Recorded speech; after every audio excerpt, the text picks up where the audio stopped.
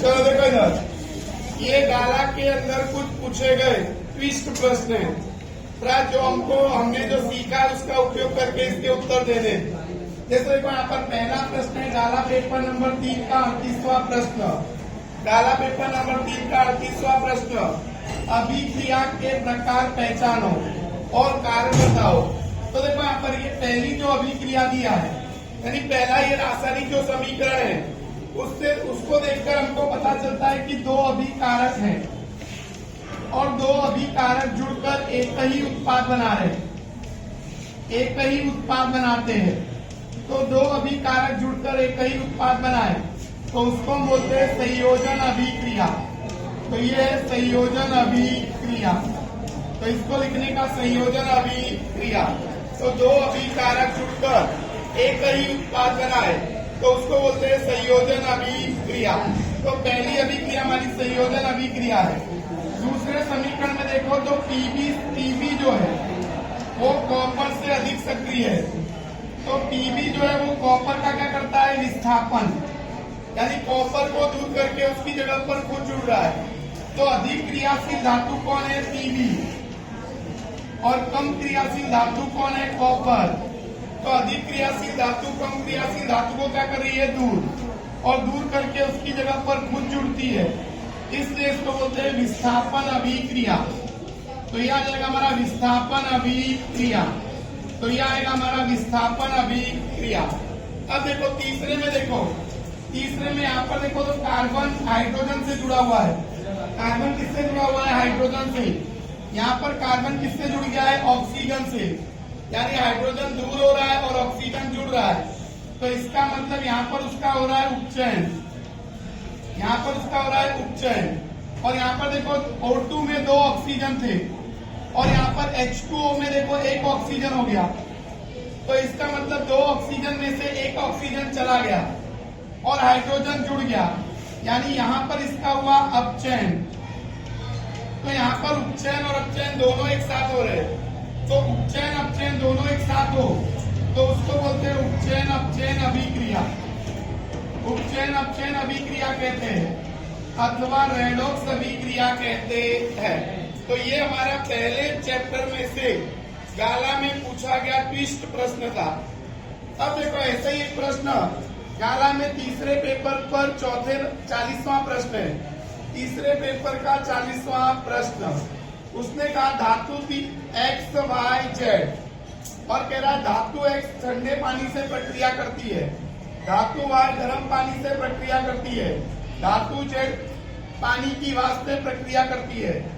और फिर कह रहा है कि धातु X Y Z को पहचानो और रासायनिक समीकरण लिखो और उनको उनके चढ़ते क्रम में लिखना है, सक्रियता के चढ़ते क्रम में।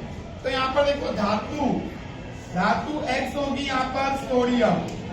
सोडियम धातु ठंडे पानी से प्रक्रिया करके सोडियम ऑक्साइड बनाती है और हाइड्रोजन गैस उत्पन्न होती है। तो यहाँ पर बैलेंस करने के लिए लगाना है 2। तो हमारा धातु X हो गया सोडियम, धातु X क्या हो गया, सोडियम। धातु Y देखो तो यहाँ पर होगा मैग्नीशियम, जो गर्म पानी के साथ प्रक्रिया करेगी और बनाएगी मैग्नीशियम ऑक्साइड।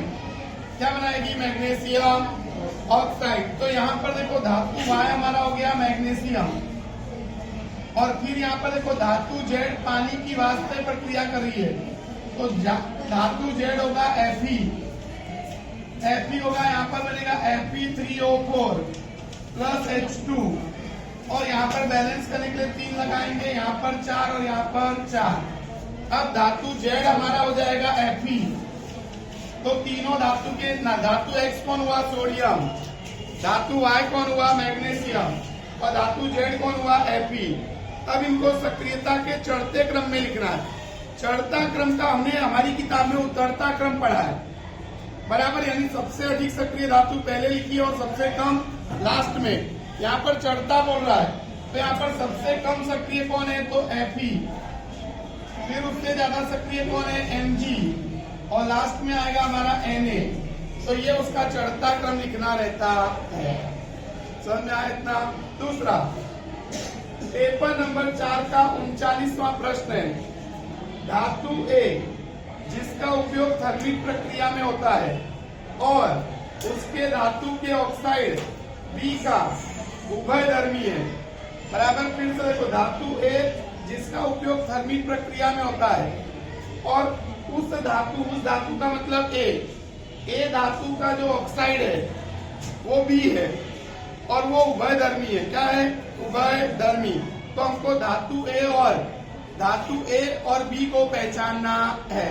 तो यहाँ पर देखो, धातु ए होगा एल्यूमिनियम, वो Fe2O3, यानी Fe2O3 का मतलब फेरिक ऑक्साइड से क्या करेगी? प्रक्रिया, तो बनाएगी यहाँ पर Al2O3 plus Fe plus Fe। तो देखो यहाँ पर ये अधिक क्रियाशील धातु है और अधिक क्रियाशील धातु कम क्रियाशील धातु का क्या करती है? विस्थापन। इसलिए इसको बोलते हैं विस्थापन अभिक्रिया। लेकिन विस्थापन अभिक्रिया ऊष्माक्षेपी अभिक्रिया है। इसलिए जो धातु हमको मिलती है वो धातु हमको पिघलित अवस्था में मिलती है, पिघलित अवस्था में प्राप्त होती है और इसलिए इसको बोलते हैं हम थर्मिक प्रक्रिया। क्या बोलते हैं इसको? थर्मिक प्रक्रिया कहते हैं। क्या बोलते हैं इसको? थर्मिक प्रक्रिया। अब देखो, इधर बैलेंस करने के लिए यहाँ पे हमको क्या लगाना है? 2 और इधर लगाना है 2, इधर 2 और इधर 2 लगाना है। अब क्या होता है कि यहाँ पर हमको कह रहा था ए को पहचानो, तो धातु ए होगी एल्यूमिनियम। तो यहाँ पर हमारी धातु ए क्या होगी? Aluminium, aluminium. तो धातु ए क्या होगी? एल्यूमिनियम। और यहाँ पर देखो, धातु उसका ऑक्साइड बी जो है वो होगा एल्यूमिनियम ऑक्साइड, एल्यूमिनियम ऑक्साइड। और थर्मिक प्रक्रिया हमको क्या करनी थी? समझानी थी। तो थर्मिक प्रक्रिया में लिखने का अधिक क्रियाशील धातु कम क्रियाशील धातु के यौगिक में से उसका क्या करती है? विस्थापन। इस अभिक्रिया को बोलते हैं विस्थापन अभिक्रिया। विस्थापन अभिक्रिया कैसी अभिक्रिया? ऊष्माक्षेपी। तो जो धातु हमको मिलती है वो पिघलित अवस्था में मिलती है, इसलिए हम इस प्रक्रिया को विस्थापन प्रक्रिया न कहकर थर्मिक प्रक्रिया कहते हैं। और इसका उपयोग रेलवे की पटरी की दरारों को जोड़ने के लिए, यंत्रों के पुर्जों की दरारों को जोड़ने के लिए किया जाता है। वैसे ही एक प्रश्न पूछा है छठे पेपर में, 49वां प्रश्न, अमोनिया और Cl2 बराबर में आपको सहसंयोजी आबंध समझाना है। तो आपको लिखने का कि अमोनिया में देखो 2 तत्व है, एक नाइट्रोजन है और एक हाइड्रोजन। नाइट्रोजन की परमाणु संख्या 7, तो इसकी इलेक्ट्रॉन रचना 2 और 5। हाइड्रोजन की परमाणु संख्या 1, इसकी इलेक्ट्रॉन रचना 1। अब नाइट्रोजन को क्या करना है? उत्कृष्ट गैस जैसी रचना प्राप्त करनी है, उत्कृष्ट गैस जैसी रचना प्राप्त करनी है। तो इसके पास का उत्कृष्ट गैस कौन होगा? नियोन। तो नियोन में क्या होता है कि इसकी इलेक्ट्रॉन रचना होती है 2 8। अच्छा, हाइड्रोजन को उत्कृष्ट गैस जैसी रचना प्राप्त करनी है, किसके जैसी? हीलियम। तो हीलियम की इलेक्ट्रॉन रचना क्या होती है? 2। अब देखो, इसकी बाह्यतम कक्षा में 5 इलेक्ट्रॉन है और इसके है 8। तो इसको इसके जैसी रचना प्राप्त करने के लिए कितने इलेक्ट्रॉन चाहिए? 3 इलेक्ट्रॉन चाहिए। और इसको देखो, यहाँ पर हाइड्रोजन के बाहर की कक्षा में 1 इलेक्ट्रॉन है और करने हैं 2। तो इसको कितने इलेक्ट्रॉन चाहिए? 1 इलेक्ट्रॉन चाहिए। अगर एक नाइट्रोजन एक हाइड्रोजन से जुड़ता है तो देखो, नाइट्रोजन की बाहर की कक्षा में कितने इलेक्ट्रॉन है? 5। कितने इलेक्ट्रॉन है? 5। और हाइड्रोजन की बाहर की कक्षा में कितने इलेक्ट्रॉन है? 1। तो अगर ये इससे 1 के साथ जुड़ेगा तो देखो, इसको 1 मिलेगा तो इसके हो जाएंगे 6। लेकिन ये इससे 1 से जुड़ेगा तो इसके हो जाएंगे 2। तो हाइड्रोजन के तो 2 हो जाएंगे, पर नाइट्रोजन के कितने होंगे? 6। तो उसको करने कितने हैं? 8। इसलिए एक नाइट्रोजन 3 हाइड्रोजन से जुड़ेगा। कितने हाइड्रोजन से जुड़ेगा? 3। और तीनों से 1-1 इलेक्ट्रॉन लेगा और अपने 1-1 इलेक्ट्रॉन उनको भी दे देगा, 1-1 इलेक्ट्रॉन उनको दे देगा। यानी एक नाइट्रोजन 3 हाइड्रोजन के साथ एक एक इलेक्ट्रॉन की साझेदारी करेगा और बनाएगा एक सहसंयोजी आबंध। एक सहसंयोजी आबंध बनाता है। तो एक सहसंयोजी का बनाता है आबंध। तो इस प्रकार से हमको अमोनिया में सहसंयोजी आबंध समझाने का, तो लिखने का कि अमोनिया में नाइट्रोजन की परमाणु संख्या 7, इलेक्ट्रॉन रचना 2 5, हाइड्रोजन की 1, इलेक्ट्रॉन रचना 1। नाइट्रोजन को नियोन जैसी रचना प्राप्त करने के लिए 3 इलेक्ट्रॉन की आवश्यकता है और हाइड्रोजन को हीलियम जैसी रचना प्राप्त करने के लिए 1 इलेक्ट्रॉन की आवश्यकता होती है। इसलिए एक नाइट्रोजन 3 हाइड्रोजन के साथ एक एक इलेक्ट्रॉन की साझेदारी करता है और एक सहसंयोजी आबंध बनाता है। इतना लिखने के बाद आपको ये लिख देना है, तो आपका ये 4 नंबर का प्रश्न पूरा होगा। अब देखो ऐसे हमको Cl2 में बताना है। Cl2 में देखो ना, इस क्लोरीन के अंदर, क्लोरीन के अणु में क्लोरीन के कितने परमाणु? 2। अब क्लोरीन की परमाणु संख्या होती है 17, इलेक्ट्रॉन रचना 2 8 7। दूसरे क्लोरीन की भी 17, 2 8 7, 2 8 7। अच्छा, इनको किसके जैसी रचना प्राप्त करनी है? आर्गन। आर्गन जैसी क्या रचना प्राप्त करनी है? तो इसको कितने चाहिए? 1। इसको भी कितने चाहिए? 1। अब दोनों अगर एक दूसरे को कर देते हैं, जैसे ये 1 इलेक्ट्रॉन इसको दे देते, तो इसके 8 हो जाएंगे और इसके कितने हो जाएंगे? 6। तो यहाँ पर देखो देने से काम नहीं हो रहा है, तो यहाँ पर क्या होगा कि साझेदारी करेंगे। दोनों को एक एक इलेक्ट्रॉन की क्या करनी है? साझेदारी। जितने की साझेदारी करनी है उतने को सामने बताओ।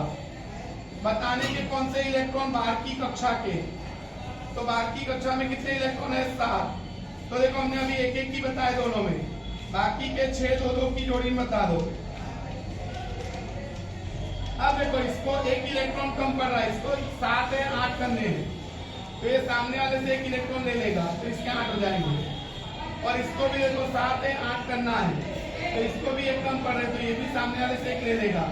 तो दोनों के बीच में 1 1 इलेक्ट्रॉन की साझेदारी हुई, तो बनेगा एक सहसंयोजी आबंध। तो एक सहसंयोजी आबंध बनता है। तो एक सहसंयोजी का बनता है आबंध।